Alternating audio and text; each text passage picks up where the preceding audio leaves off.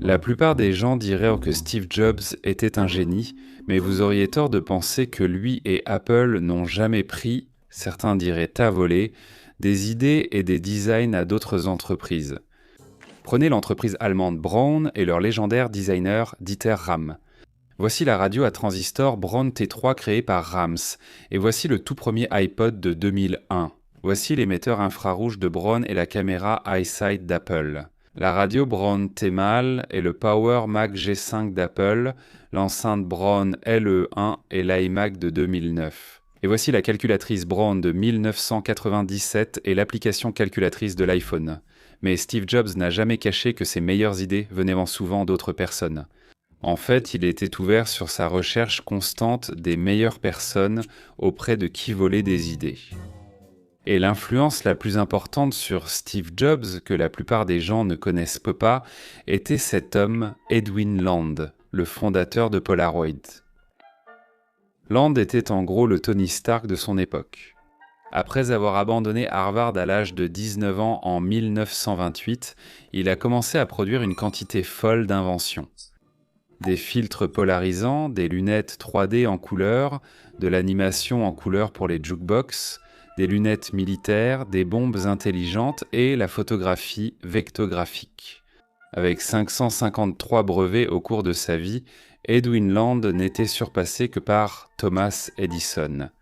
Mais sa plus grande réussite fut l'appareil photo instantané Polaroid. Avant Polaroid, les photographes prenaient leurs photos sur pellicule et devaient les envoyer à un laboratoire pour développement, ce qui prenait plusieurs jours. Mais Land a intégré tout ce processus dans une petite boîte que l'on pouvait transporter dans sa poche, permettant à n'importe qui de simplement pointer son appareil, appuyer sur un bouton et obtenir instantanément une photo. Jobs adorait Land, il le considérait comme l'un de ses héros. Et lorsqu'il a enfin rencontré l'inventeur, il a dit que c'était comme visiter un sanctuaire. À bien des égards, Apple a réussi parce que Jobs l'a façonné en s'inspirant de la manière dont Land avait construit Polaroid. Dans cette vidéo, nous allons voir exactement ce que Jobs a tiré de Land et reconstituer le plan d'action que Jobs a utilisé à 2 reprises pour faire d'Apple la société technologique la plus emblématique du monde.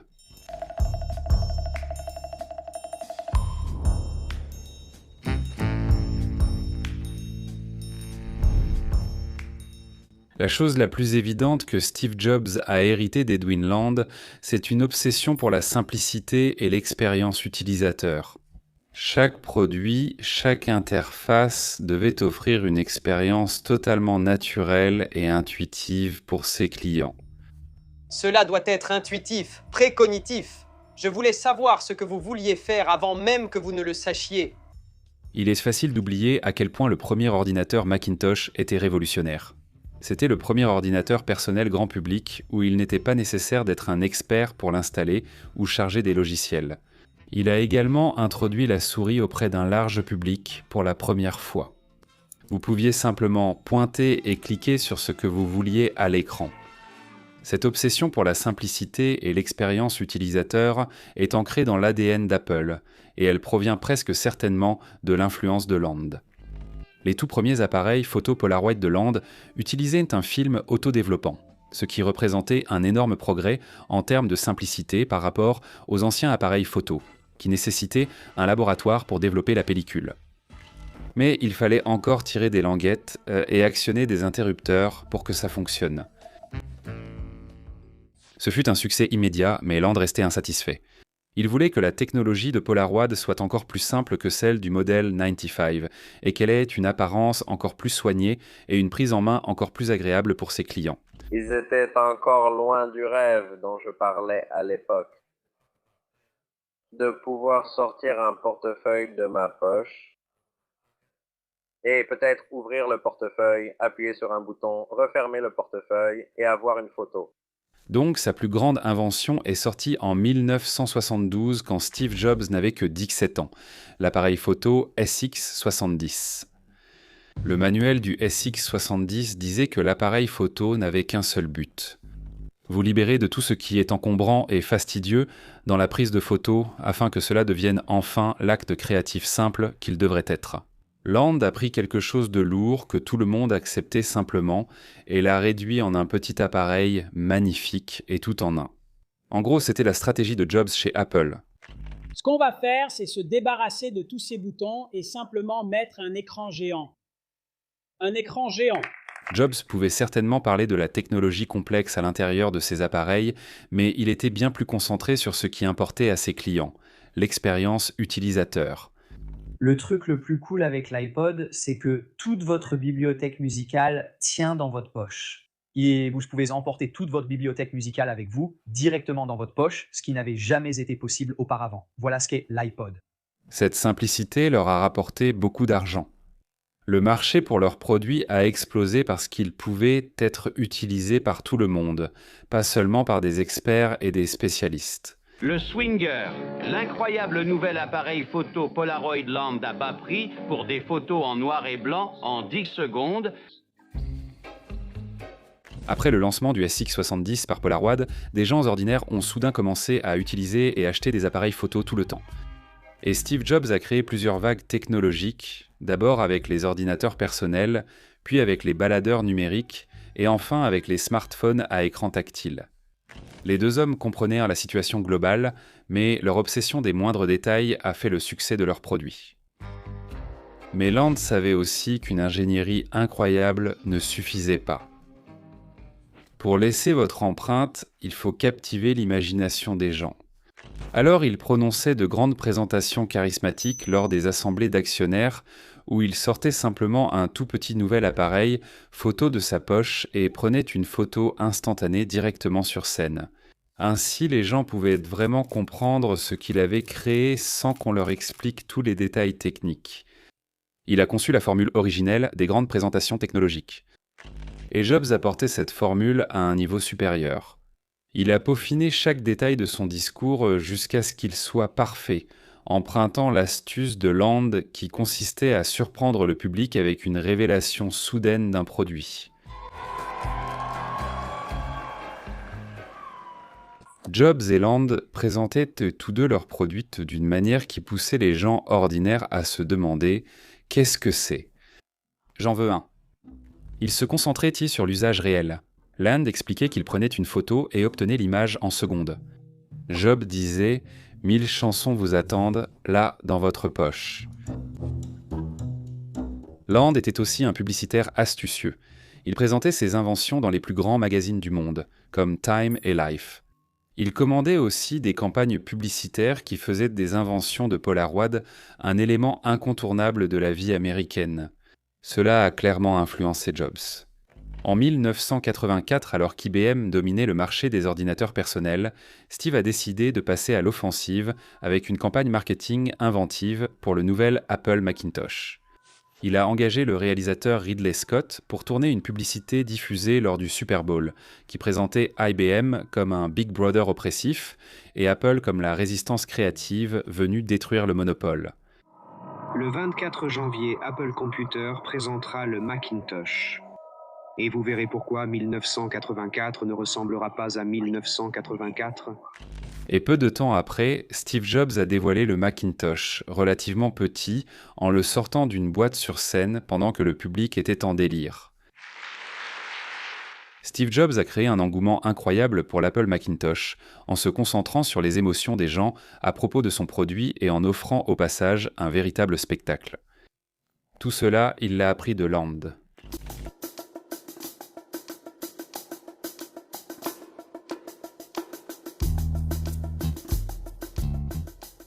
D'accord.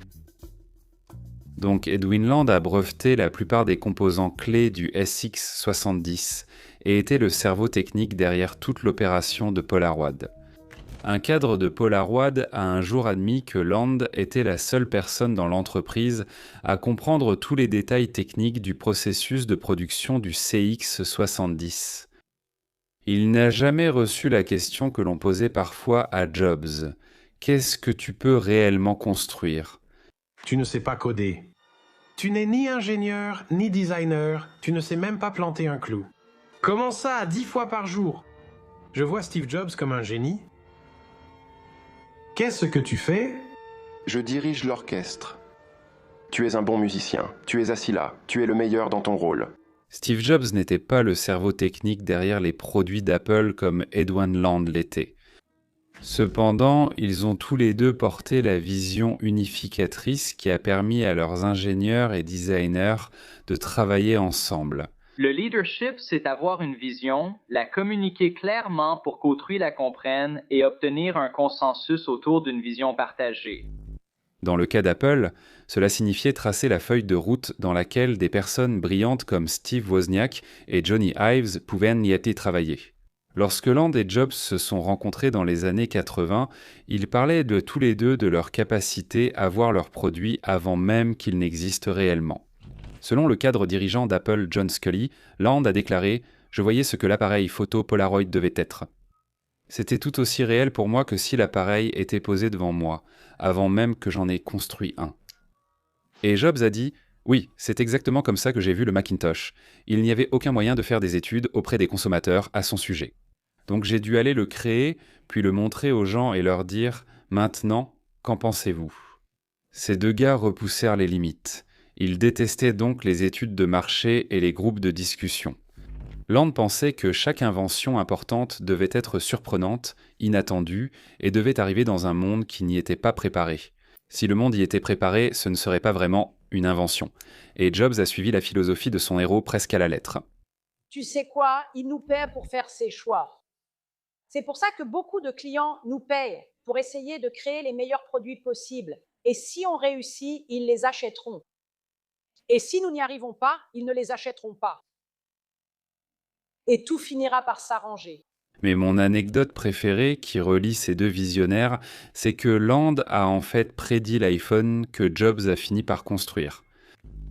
Dans cet enregistrement de 1970, on peut voir cette vision du smartphone prendre forme dans l'esprit de Land.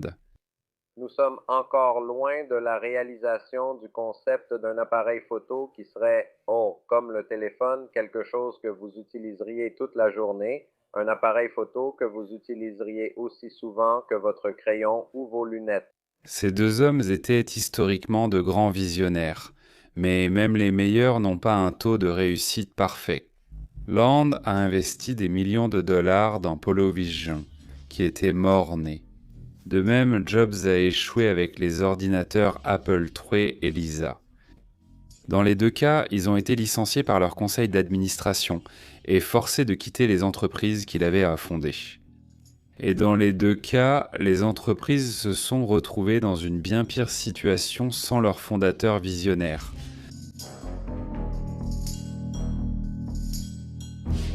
Mais il faut aussi reconnaître que le moteur du succès de ces hommes était leur éthique de travail hors du commun. Ils avaient dans tous les deux un contrôle total sur leurs entreprises, surtout lorsque Steve Jobs est revenu chez Apple en 1997. Et ils ont utilisé ce contrôle pour s'imposer, à eux-mêmes comme à leurs employés, un rythme de travail extrêmement intense. Land disait qu'une concentration intense pendant des heures pouvait révéler chez les gens des ressources insoupçonnées et il faisait travailler ses équipes jour et nuit pour que chaque petit détail de ses appareils photo soit parfait. L'une des employées de Land avait même une ligne téléphonique chez elle, spécialement pour lui, à laquelle elle répondait à toute heure du jour. Jobs et Land pensaient que s'ils se donnaient à fond, travaillèrent sur des problèmes difficiles et étaient obsédés par la qualité, ils auraient un avantage concurrentiel parce que la concurrence ne pourrait tout simplement pas suivre. Land a littéralement dit qu'il fallait travailler uniquement sur des problèmes manifestement importants et qui semblent presque impossibles à résoudre. De cette façon, vous aurez naturellement un marché pour votre produit et aucune concurrence. Ça a marché. Les appareils photo de Land ont dominé le marché de la photographie pendant des décennies. Le tout premier iPod de Jobs était tellement en avance sur la concurrence que les cadres de Microsoft, y compris Bill Gates, s'envoyaient des emails complètement affolés par la situation, disant qu'Apple avait une longueur d'avance incroyable. Le côté sombre de l'éthique de travail de Jobs, c'est qu'il était absolument impitoyable avec ses employés, ce qui a ruiné beaucoup de ses relations professionnelles. J'ai vu Steve se montrer brutal, et Steve était brutal parce qu'il voulait désespérément être exceptionnel. Il voulait qu'Apple soit exceptionnel, il voulait que le produit soit exceptionnel, et il voulait que vous soyez exceptionnel. Et si vous ne faisiez pas de votre mieux, il était contrarié. Il était en colère. Il était, vous savez, parce que si nous faisons cela correctement, nous pouvons créer quelque chose de vraiment exceptionnel. Nous ne pouvons pas gâcher ça. Il y a un parallèle ici avec MJ et Kobe. MJ était vraiment dur avec ses coéquipiers. Kobe a essayé d'aller encore plus loin et a fini par perdre Shaquille O'Neal. Edwin Land était difficile, mais inspirant comme patron. Jobs était un manipulateur émotionnel. Mais la vérité honnête, c'était qu'ils ont tous obtenu des résultats. En étudiant les meilleurs, nous pouvons tous progresser comme entrepreneurs. Nous pouvons devenir grands, nous aussi, en étudiant l'arbre généalogique qui a influencé nos entrepreneurs préférés. Lorsque Steve Jobs a eu besoin de redresser son entreprise et qu'il est revenu chez Apple, il a utilisé une idée de son principal mentor, Edwin Land, en créant un appareil de la taille d'un portefeuille capable de prendre et de partager des photos facilement, à utiliser comme un crayon ou une paire de lunettes. Pour plus d'analyses de stratégie commerciale, abonnez-vous à cette chaîne. Nous nous reverrons bientôt.